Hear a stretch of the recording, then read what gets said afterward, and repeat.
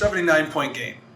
I've asked you about this before. I remember you, the kind of guy you are, you've always super downplayed it to me. You've told me a few things to kind of, I don't know. I think you're just being modest. But 79 points. How did you get 79 points? Well, honestly, what I told you before, that's true.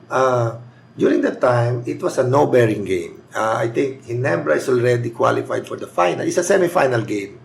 During that time, there's no crossover or anything. It's a round-robin thing. So if you're not in the top two, you're out. So Tivoli that time was out already for the finals. But we still have to play for that last game. Mm-hmm. During the time, my wife is giving birth. So early morning, I brought her to the hospital already. And I don't have any plans of playing, honestly. But when she started laboring after the lunchtime or early afternoon, the doctor told me, Allan, you're too tense, you relaxed, and maybe you can just go to the game and play and come back here afterwards. So I asked my parents, I asked my in-laws, and then they allowed me, okay, sige Allan, you go and, relax. I will take care of Milot here. So that's what I did. First thing I do is went to the gym and called coach, talked to coach Jimmy and said, Coach, my wife is giving birth. I don't have enough sleep and I'm not ready to play. And, okay, just suit it up. Just suit up and we'll see later. And then that's it. First quarter, I'm just watching the game, thinking about my wife. And then towards the end of the quarter, like less than 2 minutes, Coach Jimmy approached me. Do you want to play?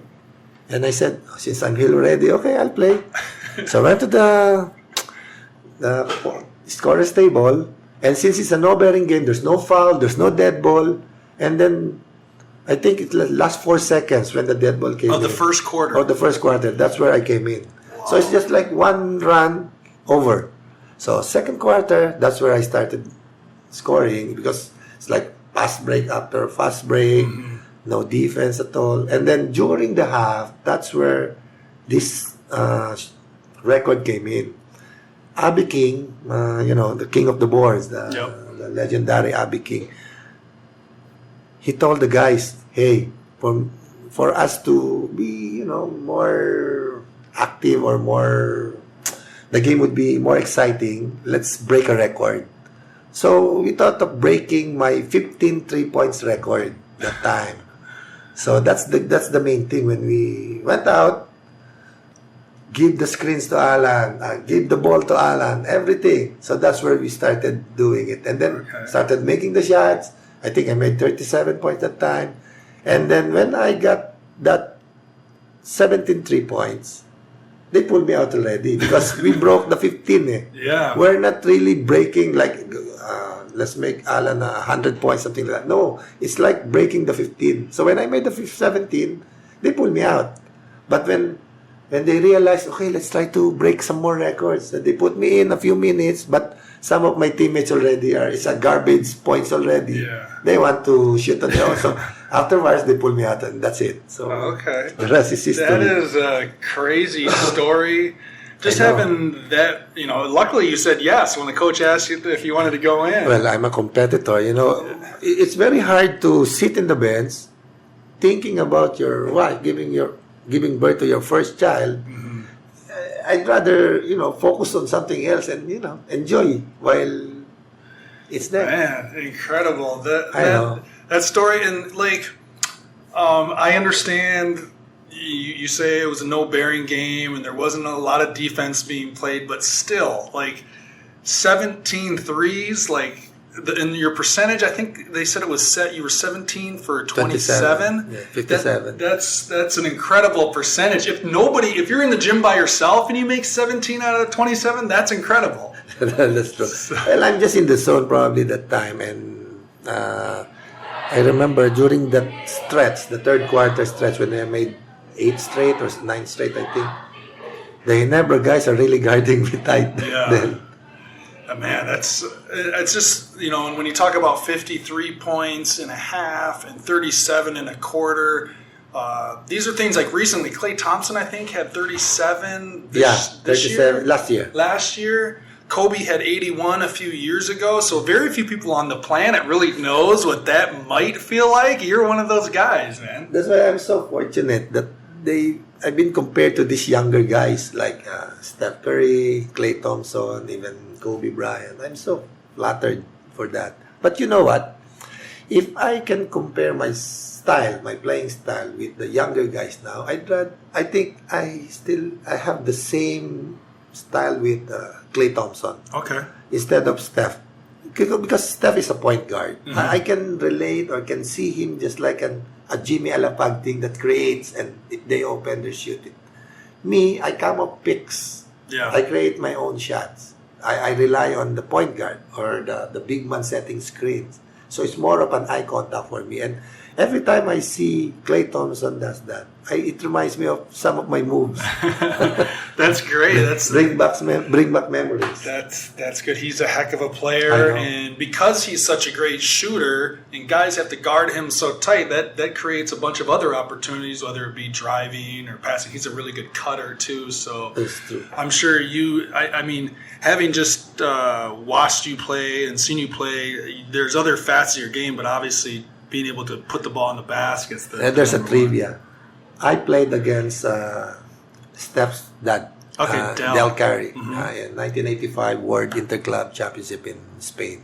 Okay. That's the trivia. With his teammates then was Chuck Person and David Robinson. Wow. I know. Those are some great players right there. I know. David Robinson I'm was so blessed. Man, honestly. I can't ask for more. I saw another 48 points in the finals. You tied, I want to say, Ricardo Brown's record. Was that right? What I read as was... a rookie? Yeah, as a rookie, you had the most points in the finals by a local player, 48. 48. I think recently, I don't know, it's Terrence Romeo who got a 40-something in 40-something? a rookie. I'm not sure about that. But yeah, I remember that. That's against Tanduay. We lost. I think that's game 2, if I'm not mistaken. Okay.